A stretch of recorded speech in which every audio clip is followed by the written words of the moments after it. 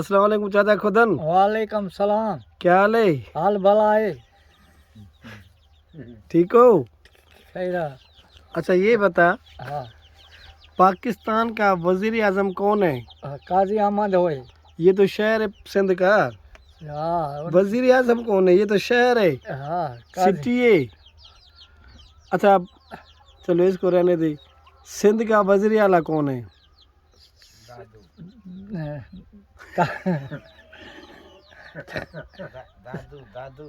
दादू। ये भी सिटी है। हाँ, वजीर आला कौन है? खाना खाया है?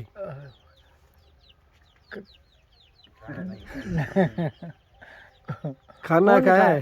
कौन खा ले?